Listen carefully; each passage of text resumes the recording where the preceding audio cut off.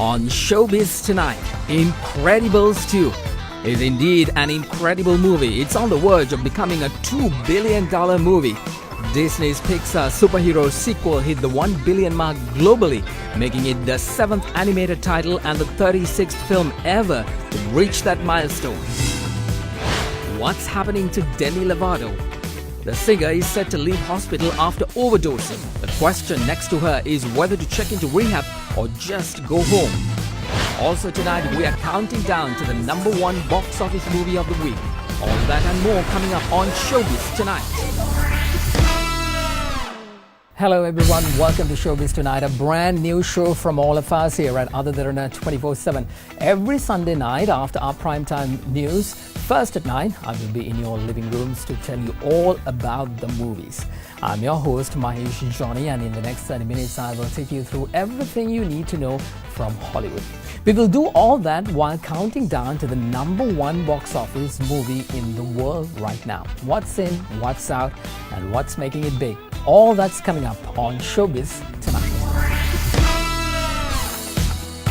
Well, getting right down to business. Checking in tonight at number 10 is, well, I have some mixed reactions to this movie.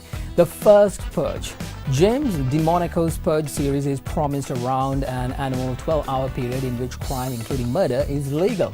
This prequel to the hugely successful dystopian horror series explains the why and how of the social experiment.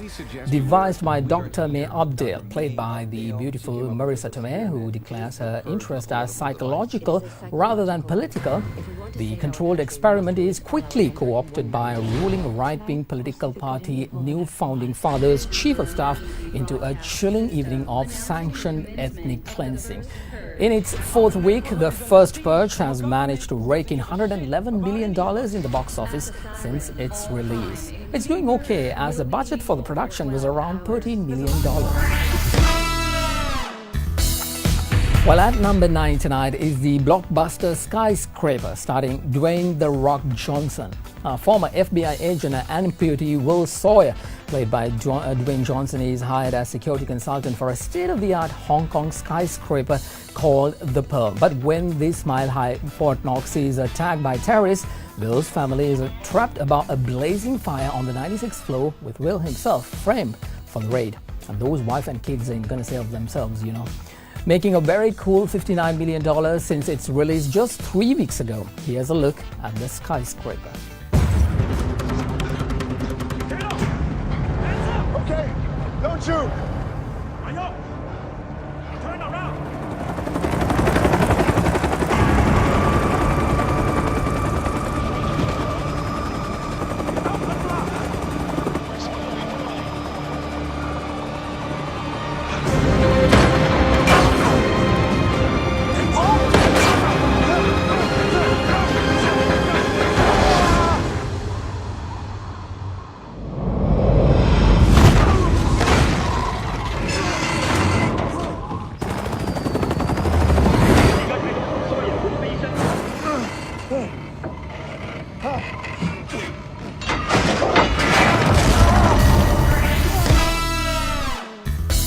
A backstory to Dwayne "The Rock" Johnson. Now, he is cooking something quite positive, and his longtime stuntman Tannoy Reed can definitely smell what it is. Johnson recently gifted Reed with a new truck and made sure that everyone knew that it was well deserved. Reed, who is also Johnson's cousin, acted as stunt double in the star on his most recent films like Skyscraper, as well as Rampage, Jumanji, Welcome to the Jungle, The Fate of the Furious, Hercules, G.I. Joe, Central Intelligence, and many, many more. Johnson captured the moment on his Instagram and wrote in the caption, "Surprise! I love handing over keys. I love you, brother, and enjoy your new truck." All right, time now for the 8th check-in of the week. Well, another big franchise is making quite the splurge at the box office. It's none other than Jurassic World: Fallen Kingdom. If you are a fan of the original Jurassic Park, well, this one is going to be a bit of a downer, at least for me. Don't get me wrong, you have all the special effects, the big explosions, the romantic comedy moments, the dinosaurs, the T-Rex, a villain. and, well, the usual people getting eaten by gigantic beasts. The problem with it is, well, the storyline is quite weak. In fact, you might even feel that they are desperately trying to figure out a way to bring these animals into a movie, and then it seems that it's a repeat of the original 3. Anyhow, that's not stopping Jurassic World: The Fallen Kingdom collecting a massive paycheck at the box office, checking in at number 8 with a box office record of a staggering $397 million. Here's a look at Jurassic World: The Fallen Kingdom. Get in!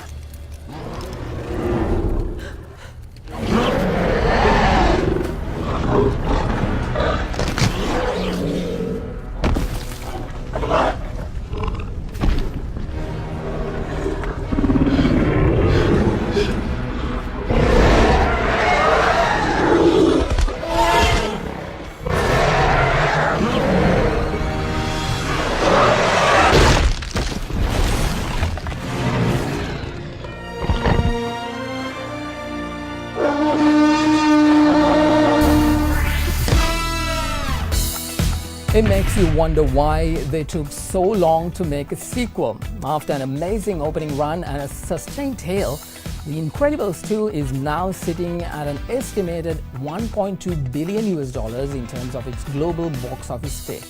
The Incredibles 2 has absolutely shattered expectations. In the US, The Incredibles 2 is the highest grossing animated release of all time and is currently sitting 9th of all time in terms of domestic take. Why?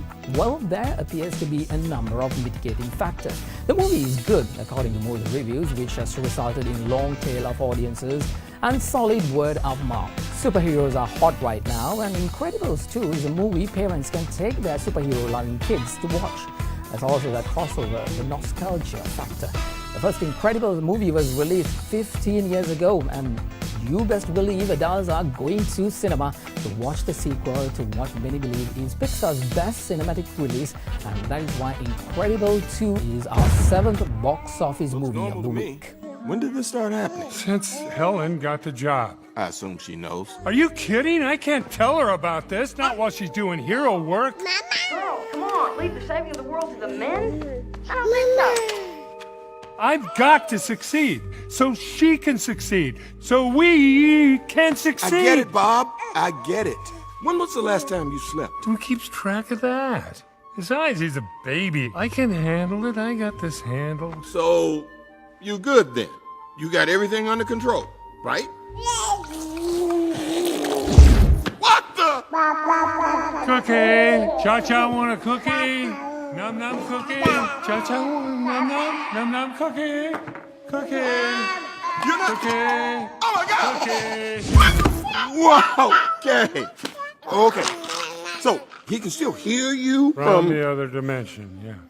That is freaky. While 2015's Ant-Man and this month's sequel, Ant-Man and the Wasp, can agree on one thing: Scott Lang is a skilled burglar and a dedicated father with a big heart. But Ant-Man and the Wasp makes another crucial realization about his character. Scott Lang is most enjoyable when surrounded by hyper-competent allies who outclass him on every level. The main goal of the movie isn't really even his, but just something he's helping with. Much like in his enduring appearance in Captain America: Civil War, Scott is not the big central hero of his story. Ant-Man and the Wasp doesn't really have one. That simple change makes everything about Marvel's Ant-Man franchise run like greased lightning. Ant-Man and the Wasp is checking in at number 6 at the box office after raking in $183 million since its release 4 weeks ago. Hey, I'm going up Pacific. Purchase boys are all over me. I'm on my way. Right. I'll get the lab. Hi. Oh, that's badass.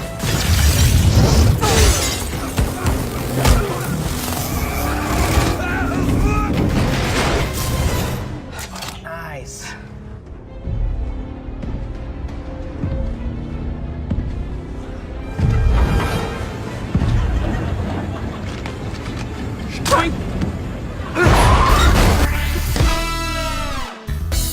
Well, at number 5 is a new entrant to the box office movies. The Teen Titans have taken many forms since their comic book introduction in the 60s. In an effort to be taken seriously as superheroes, the Teen Titans go out of their way to get what each and every other superhero seems to have in their very own movie. Will they be able to keep their goofball tendencies in check and make it to the big screen and save the day? Well, despite all the drama, this cartoon movie checks in with an earning of $10 million in its first week of release, securing the 5th place at the box office. Let's take a short commercial break. We'll be right back with more Showbiz Tonight.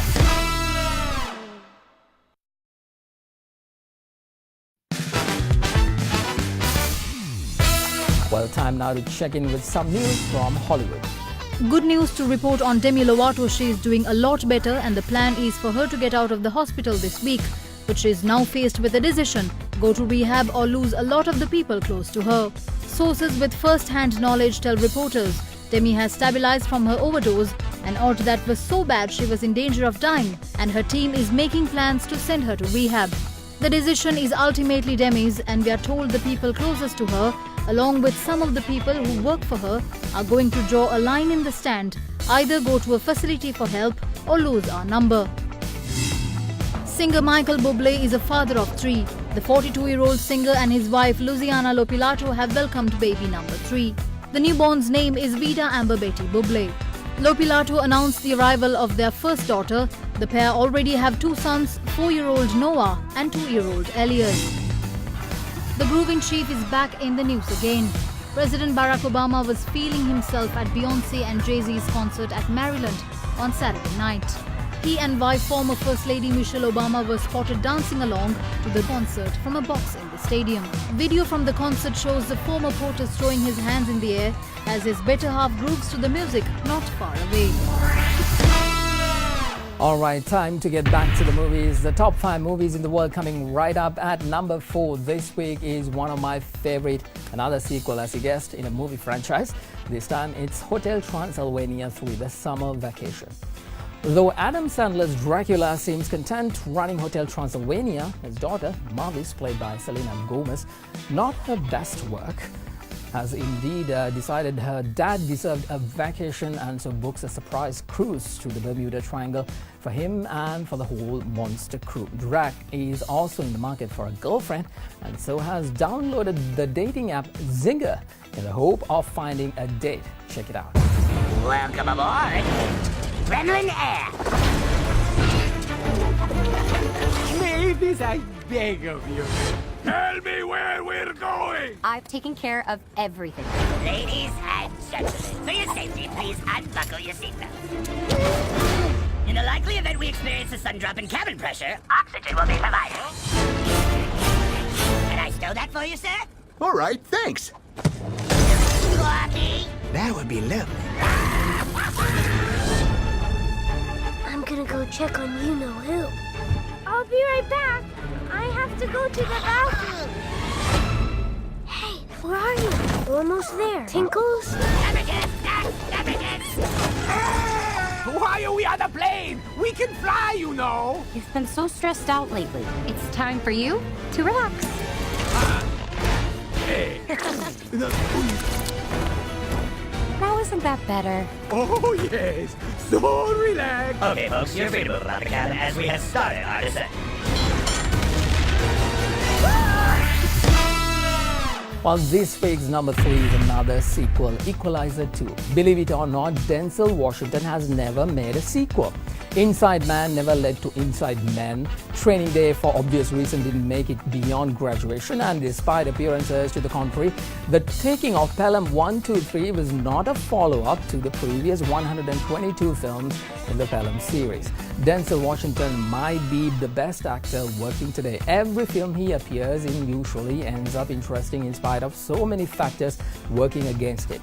I think the second film in the Equalizer series could have been decent with another lead actor, but with Denzel, it ends up being better. He plays Robert McCall. In the past, Robert had been a blunt instrument for the CIA. Some personal tragedy helped change his perspective, and now he's using his skills to help make things right for people who have been wrong. Checking in at number 3, Equalizer 2 has managed to rake in $64 million at the box office.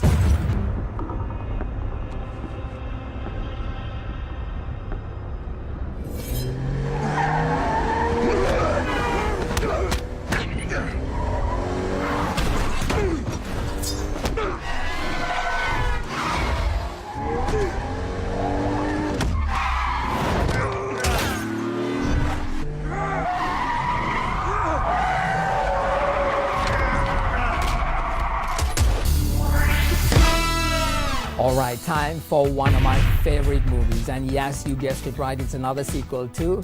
When the first movie came out in 2008, I was 10 years younger, the country was still in a war and Obama was not even president. Yes, the first Mamma Mia movie did indeed make a massive splash in the world of movies back then and among other ABBA fans.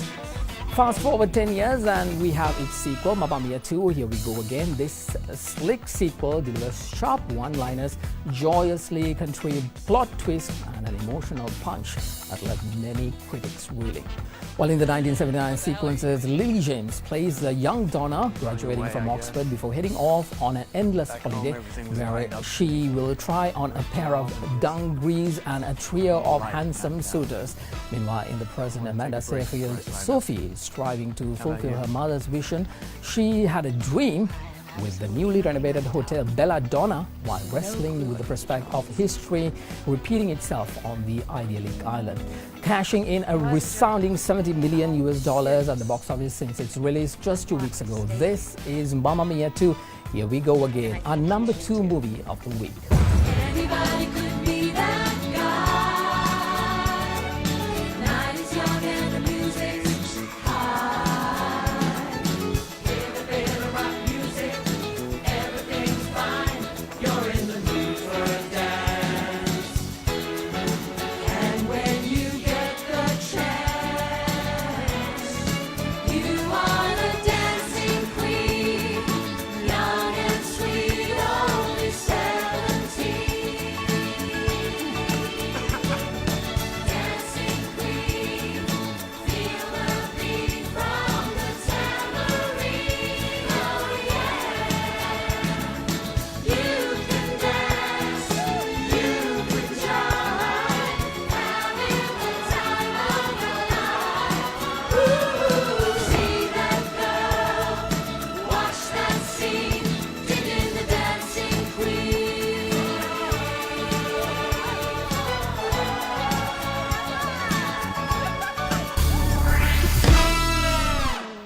Alright, before we unveil the holy grail of the movies for this week that has taken the top notch, let's get you some more news from Hollywood. The trailer for Songwriter, a documentary about singer-songwriter Ed Sheeran, was released recently. Songwriter is directed by Sheeran's cousin and filmmaker Murray Cummins and documents the creation of the singer's chart-topping album, Divide. The film had its world premiere at the Berlin Film Festival this year and made its North American debut at the 2018 Tribeca Film Festival in New York. The influential editor of Vogue magazine, Anna Wintour, is to remain in her job indefinitely. Vogue publisher Condé Nast made the announcement, refuting rumors that she was on her way out after 30 years. The 68-year-old Wintour is known for her large sunglasses, pageboy haircut and aloof public profile, and has been editor-in-chief of the fashion magazine since 1988. Well, time now to reveal the number 1 movie of the week on Showbiz tonight. This is big, huge, impossible, I would say. It's none other than Mission Impossible Fallout.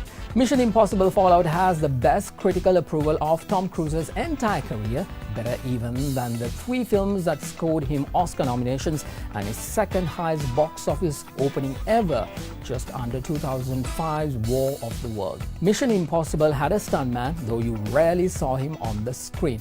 While Cruise had his guy run through the routines to map out the dangers, they kept things low-fi, shunning with excess CG. When Cruise kept losing his balance on a jump, he simply shifted the weight in his shoes by slipping pound coins underneath his socks. Such dedication from a mega artist is the very reason that Mission Impossible Fallout is the number 1 box office movie of the week.